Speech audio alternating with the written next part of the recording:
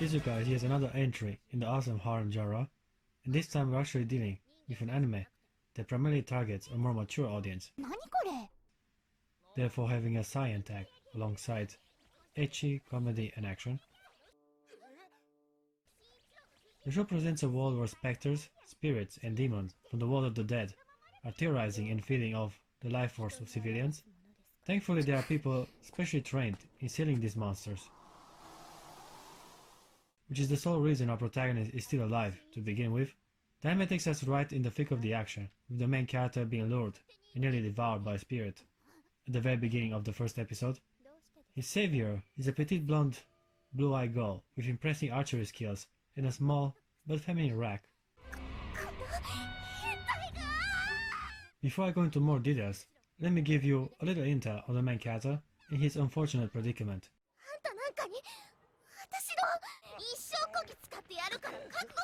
His name is Shinichiro, Asano, and naturally, in accordance with harem MC laws, he has the appearance of an average teenage boy. Shinichiro is kinda broke and goes looking for a part-time job to be able to pay his rent.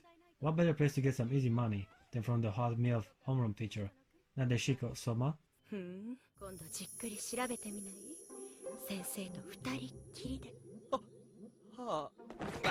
After a most productive conversation and a little help cleaning the office, the main character is offered a job as a housekeeper to an attractive teenage girl that comes from a wealthy family.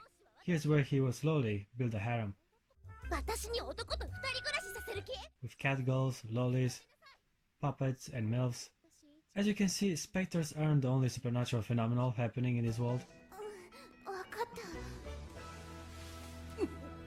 Anyhow, the girl that ends up being his female employer is the same chick that saved his life at the beginning of the show.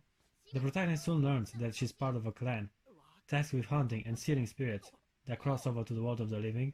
Shinichiro's second incident with another worldly creature takes place right on the grounds of the school where he is attending. A terrifying specter has been attacking students and the protagonist quickly initiates a search. Coming to think about it, his actions are very counterproductive, consider that at the moment he is a clueless civilian with no weapon, technique or other means to fight a monster from the undead. Despite the danger, the main character finds himself in a rather pleasant situation, as instead of a terrifying specter, he gets to interact with a hopeless, well-stacked, cute girl in need for assistance. Having an convincible, innocent look on her face, Shinichiro accepts her request and sets her free. It turns out he's been played, as the girl is actually the cat spirit suspected for the attacks. After some little skirmishes, the real culprit is uncovered, and the cat girl proves her innocence. Sadly, that was enough for Sakuya, as she aims to seal all manner of spirits, regardless of their actions.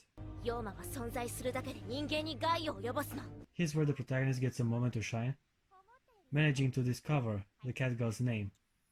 You see, Shinichiro has a unique ability called the Eye of Truth. It basically allows him to uncover the true name of a supernatural being or person with spiritual powers when he kisses them. Now you may ask, how is knowing the name of a specter of any help? Well, the thing is, the first person to speak an individual or a spirit true name gains the ability to compel them to do whatever he desires.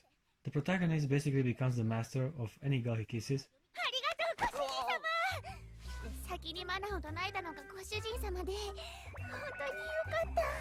which results in some awkward moments as he eventually learns Sakuya's true name and makes her obey his command.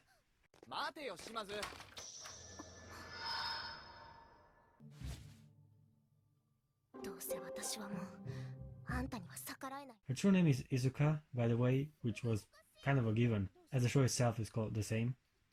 I wish there was some more emphasis on their status though.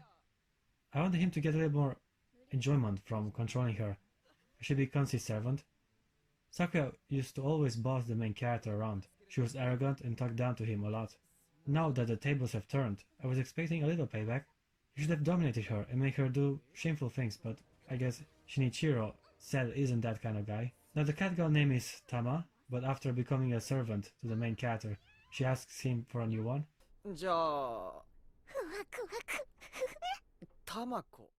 Shinichiro ain't exactly creative either, but he's rather lucky, as he soon gets introduced to Sakuya's cousin and a rival in power struggle of becoming the family head. Suseri Shimazu is her name, and despite being the younger family member, she is well developed, blessed with a seductive feminine figure and big tits. Personality-wise, she seems somewhat emotionless, and yet kinda perverted, considering particular scenes that I sadly cannot show. どうぞ口づけを、新一郎様。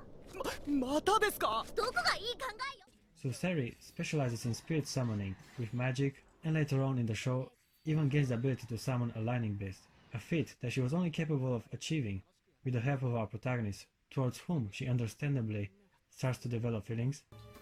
どうか私に力を。 Now before I start talking about the main story, I want to address the gore the anime has. Not sure it either enhances or disrupts the experience. It feels tacked on to appeal to a more mature audience. While the story itself does not benefit from its inclusion, some scenes do have some shock value, as the show usually stays in the edgy action category, and all of a sudden, limbs are torn apart in bloody and explicit ways. Beyond the subject of creative decision, I also want to address the fanservice the anime incorporated. Here, it works way better, as you can't go wrong with panty shots and nudity. With a title of the harem genre, the nudity was well incorporated. It makes sense within what's happening at a certain moments. Of course, its main purpose is fan service for horny males like me to pay attention, but it's done in a, let's say, practical way.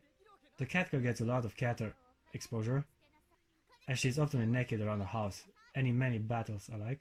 She's very attractive, rocking a beautiful healthy body with big but feminine boobs attached to it. I've complained titles like Sekirai, the having nudity in every frame of a battle, with distorted, man-appealing bosom and hips proportions, was rather unappealing and overall distraction from the story. In Isuca, on the other hand, not every moment in a fight has the task of ushering fanservice.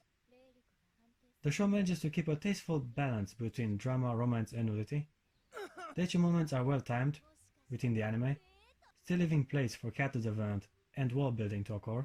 The main story of Isuca isn't exactly its strength, but neither it is its detriment. It is at its core character-driven, with plenty interactions between our protagonist and episodic villains, but there is a main narrative thread which follows Sakuya's personal quest of becoming head of her family, in order to find out what happened to her parents several years back. 実力で連中に私を認めさせて、必ずお父様とお母様を探し出してみせ。 She's obviously a hafu, which means she has some Western blood pouring through her veins.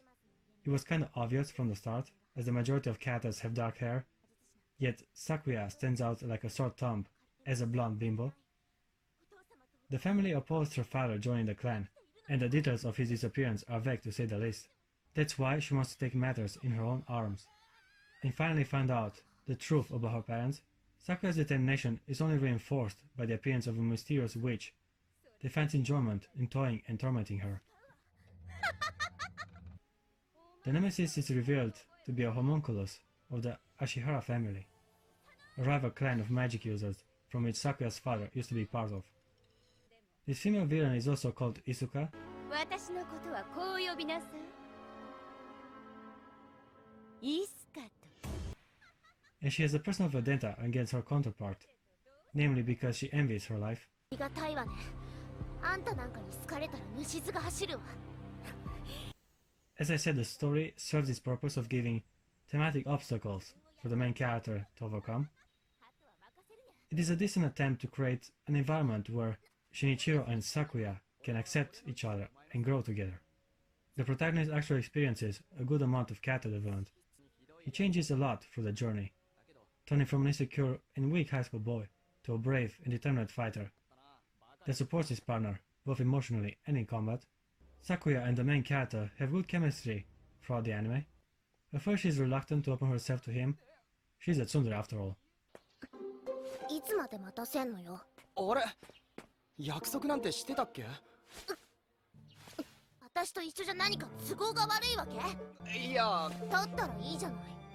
But deep inside, she's an insecure feminine girl that desperately wants his attention. The protagonist rises up to the challenge, ending up saving her life a couple of times. He even gets to wield a sword by the end of the show, which might tease him mastering future abilities and techniques in the continuation of the story.